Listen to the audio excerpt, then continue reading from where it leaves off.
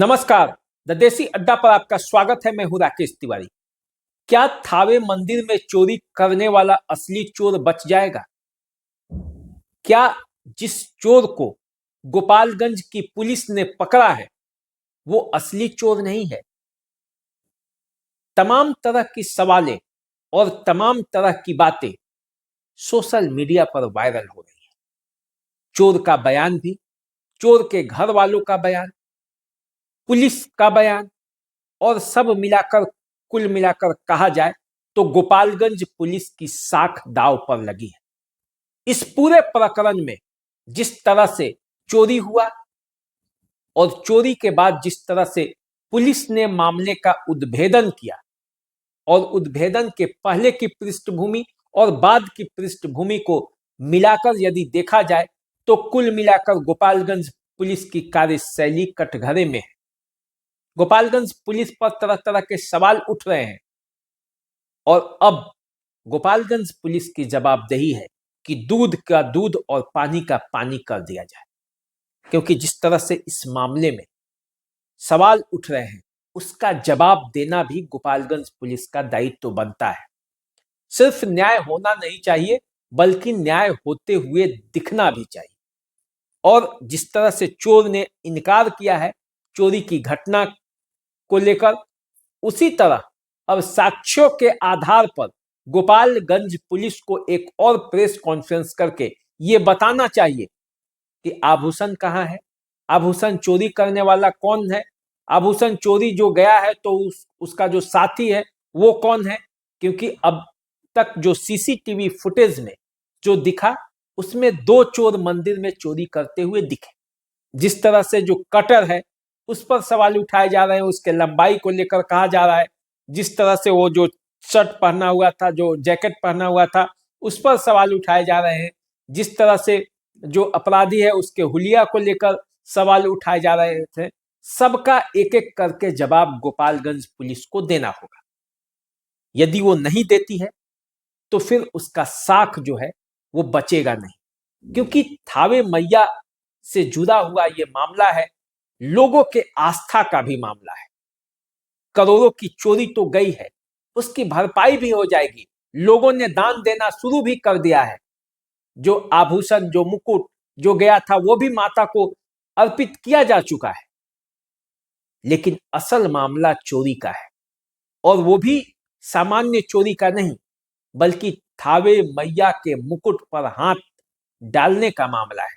और इसलिए यह मामला संवेदनशील है, तो पुलिस को भी उसी संवेदनशीलता के साथ पूरे मामले को उजागर करना चाहिए। देखिए, पूरे मामले में आप जानते हैं 17 दिसंबर की रात में थावे मैया मंदिर में चोरी हो जाती है। उनका आभूषण, उनका गहना, एक जो दान पेटी है वो सब कुछ चोर लेकर चले जाते हैं।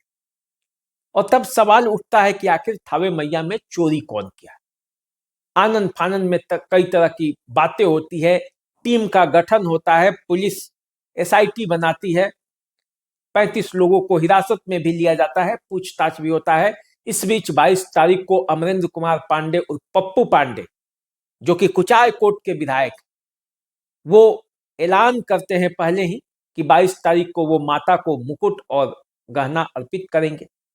वो आते भी हैं दिल्ली से, अपने भतीजे मुकेश पांडे के इलाज के दौरान वो दिल्ली प्रवास पर थे, और वहां से आते हैं, मैया को मुकुट भी अर्पित करते हैं भक्तों का, हजारों भक्तों के भीड़ के बीच। और उनका एक बयान आता है कि 24 घंटे के अंदर चोर का वध मैया कर देंगी, चोर पकड़ा जाएगा। कहने का मतलब यही था। और पुलिस आनंद फानंद में, पुलिस 24 घंटे के अंदर एक चोर को पकड़ कर लाती है। कहा जाता है कि यही चोर है जिसने थावे मैया मंदिर में चोरी की है।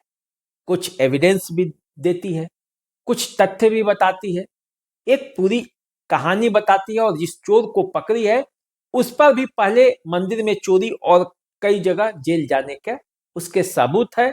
उत्तर प्रदेश के गाजीपुर का रहने वाला ये चोर है। लेकिन क्या सच में जिसे चोर बताकर पुलिस पकड़ी है वो चोर है भी, या असली चोर कोई और है?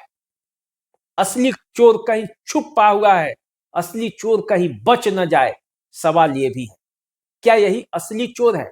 यदि असली चोर ये है तो इसे पकड़ा जाना चाहिए और इसके साथी को भी गिरफ्तार करना चाहिए जिसके पास आभूषण और माता का मुकुट है।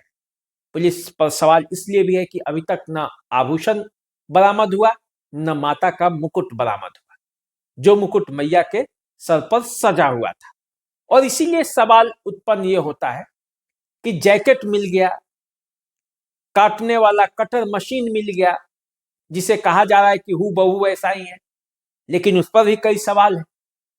लेकिन न आभूषण मिला, न मुकुट मिला, न वो दूसरा साथी पकड़ा गया, तो इसके मायने क्या है? क्या गोपालगंज पुलिस किसी दूसरे दिशा में जा रही है या जांच सही दिशा में है? क्या वास्तव में वो चोर पकड़ा जाएगा जिसने थावे मैया के मंदिर में चोरी की है, या फिर इसी चोर के पर सारा डालकर पुलिस चुप बैठ जाएगी? देखिए, इस पूरे प्रकरण में गोपालगंज के लोगों का मानना है कि चोर ये हो चाहे जो हो, जो असली चोर है उसको पकड़ा जाना जरूरी है, जो असली चोर है उसे हवालात में जाना जरूरी है, सामान जो है उसकी बरामदगी जरूरी है। अब देखिए, गोपालगंज की पुलिस क्या अपने साख को बचा पाती है, या फिर इस तरह से जो गोल मटोल बातें हो रही हैं, जो कभी इधर की बातें कभी उधर की बातें, कई तरह की अफवाहें जो फैल रही है इस पूरे चोरी प्रकरण को लेकर और पुलिस के उद्भेदन को भी लेकर, क्या उस पर विराम लगेगा? तो इस पर विराम लगाएगा कौन? पुलिस की ही जवाबदेही है। तो गोपालगंज पुलिस को संवेदनशीलता के साथ इस पूरे मामले में आगे बढ़कर आना होगा और उसे बताना होगा कि जिस तरह की कहानी और जिस तरह की बातें जब चोर को गिरफ्तार की थी पुलिस ने तब बताया था, वो सच है या इस सच के पीछे भी कोई और सच है जो छुपा हुआ है, जहां तक पुलिस अभी तक पहुंच नहीं पाई है। एक बार सुन लीजिए कि पुलिस ने क्या कहा था जब इस चोर को गिरफ्तार किया था। जो हमारा अनुसंधान हुआ है और इससे पूछताछ में अभी तक हम लोग 2 लोगों पे काम किए हैं और 2 लोगों की संलिप्तता पूर्णतः पाई गई है। इसमें दोनों लोग आइडेंटिफाई हो गए हैं। एक व्यक्ति दीपक राय की गिरफ्तारी हुई है, उसके पास से हमको घटना में जो उस दिन घटना हुई थी उस वाला कटर हमने बरामद किया है, जो कपड़े पहने हुए थे वो बरामद किए हैं। फोन बरामद किया है जिसमें उसके द्वारा थावे मंदिर के बारे में सर्च किया गया है और घटना कारित होने के बाद में भी उसने सोने की डिटेल PI 916 के बारे में पूरा उसने पढ़ा है। और इसके बाद हम लोगों ने उसके जो रेकी के टाइम पे जो जूते पहने थे वो जूते हम लोगों ने बरामद किए हैं। रेकी के टाइम में जो बैग यूज किया था वो बरामद किया है। जिस बाइक से वो लोग घटना करने आए थे वो बाइक भी हम लोगों ने आइडेंटिफाई कर लिया। जल्दी भी हम लोग उस बाइक को भी बरामद करेंगे। अभी हम लोगों के सामने नहीं आई है। अब हम लोग की अगली कोशिश माता की जो हार है, जो मुकुट है, उसकी बरामदगी है और दूसरे व्यक्ति की गिरफ्तारी है वो भी हम लोग जल्दी करेंगे। सर, जिस तरह से ये चोरी की घटना को अंजाम दिया था, क्या ये पेशेवर था, क्या किसी मूवी से प्रेरित था, या फिर इसे कैसे पता चल पाई कि मंदिर में यहाँ हार है? ये पेशेवर क्रिमिनल है और इसका हम लोगों ने जब हिस्ट्री देखा है, इसका जब हमने जिस तरह के गूगल सर्चेज किया है तो उससे स्पष्ट हुआ है कि इसके द्वारा लगातार इसने जेल से छूटने के बाद भी, इवन जेल में रहने के दौरान भी इसने कई सारे मंदिर के बारे में डिटेल प्राप्त की है। जेल से छूटने के बाद में कई सारे बड़े बड़े मंदिर के सोने के मुकुट के बारे में इसने सर्च किया है और क्योंकि थावे मंदिर इसके घर से काफी पास था तो इसलिए इसने इस घटना को कारित किया है। इसने कई सारी जो क्राइम थ्रिलर है, जैसे जो बिहार बेस्ड एक मूवी बनी है उस पे भी इसने सर्च किया, उसके बारे में पढ़ा कि कैसे पुलिस अनुसंधान करती है, कैसे पुलिस अपराधी तक पहुंचती है, कांड का उद्भेदन करती है, ताकि उन सारे तरीकों से बच करके इसके द्वारा उन सारे तरीकों को यूज करके पकड़े जाने से बचा जा सके। इवन जिस दिन रेकी करने आया था उस दिन भी इसने इंश्योर किया था कि इसका कोई भी डिजिटल फुटप्रिंट थावे या फिर गोपालगंज में नहीं रहे, ताकि अगर पुलिस कल को अनुसंधान करे या फिर कोर्ट में आगे ट्रायल हो तो इसको ऊपर कोई ऐसा प्रूफ नहीं मिले कि ये यहाँ पर मौजूद। कितने केसेस में सर ये वांछित रहा है? अभी तक के रिकॉर्ड के हिसाब से हमको इसके ऊपर 5 केसेस मिले हैं, जिनमें बनारस में इसने बाइक चोरी की है, महू में इसने मंदिर चोरी की है और भी हमें लोकल सोर्सेज से पता लगा है कि पूर्व में भी कई सारे मंदिरों में चोरी कर चुका है, लेकिन वो अभी तक उद्भेदन नहीं हो पाए थे इसलिए इसका नाम नहीं आया है। जमनिया थाना जो इसका स्थानीय थाना है वहां पर भी इसके द्वारा घटना चोरी कार्य किए किया गए गया। आभूषण सर कब तक बरामद हो जाएंगे? हम लोगों की जो टीम्स हैं अलग अलग जगह पर रेकी कर रही है आभूषण को लेकर के, और अनुमंडल पुलिस पदाधिकारी सदर के नेतृत्व में टीम और कई सारे इंस्पेक्टर्स के साथ मिलकर के टीम कैंप की हुई है जिले के बाहर, और हम लोग की पूरी कोशिश है कि जितना जल्दी हो सके हम लोग आभूषण की बरामदगी करें। देखिए, इस गिरफ्तारी के बाद चोर का भी बयान आया, जिसे आरोपी चोर कहा जा रहा है। अब वो चोर है कि नहीं है ये तो अभी बाद में पता चलेगा। पुलिस कह रही है कि चोर है, उसके परिजन और वो कह रहा है कि उसने इस मामले में चोरी नहीं की है। अब सच क्या है, झूठ क्या है, ये तो दो ही अदालत बता सकती है। या तो धरती का अदालत बता सकता है, या जो ईश्वर की अदालत है वो बता सकती है कि आखिर सच क्या है। लेकिन गोपालगंज में ये पूरा मामला जो है वो अभी पीछा छोड़ने का नाम नहीं ले रहा है, क्योंकि एक के बाद एक बयान आ रहे हैं। पुलिस अपना बयान दे रही है, चोर जो जिसे आरोप लगा है, जिस पर चोरी का आरोप लगा है, वो अलग बयान। यहाँ पे सर सबके आधार पर मुझे फर्जी में डाला गया था। थावे मंदिर में भी आप आए थे रेकी वगैरह करने 10 तारीख को? नहीं सर, 11 तारीख को सर आया था, लेकिन रेक्यू की सर नहीं करने आया था मैं। तो सर मैं 17 तारीख को अपने घर पे था सर, और मैंने कोई चोरी नहीं की यहाँ पे आके।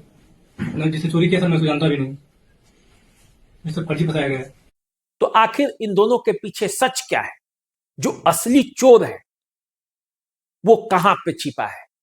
जो असली चोर है वो पुलिस के गिरफ्त में है, या वो कहीं बचा हुआ है, कहीं बच के छिप बैठा है, और उस पर पुलिस का शक जो है वो नहीं जा रही है। तो पुलिस अपना जांच करेगी और दूध का दूध, पानी का पानी करेगी, ऐसा मानना है हम लोगों का। और इस पर जितना जल्द से जल्द कार्रवाई हो और जितना जल्द सच उजागर होकर सामने आए तथ्यों के साथ, अगर यही चोर है तो इसके भी जो तथ्य है उसके साथ पुलिस को एक बार फिर से सामने आना होगा और बताना होगा, क्योंकि सवाल तो कई तरह के उठ रहे हैं। तो चलिए, आप हमारे साथ बने रहिए, देखते रहिए द देसी अड्डा। चैनल को सब्सक्राइब कर लीजिए, फेसबुक इंस्टाग्राम को फॉलो कर लीजिए। अगर हमारे पास और इससे संबंधित जानकारी आएगी हम आपको बताते रहेंगे। अभी दीजिए इजाजत, नमस्कार।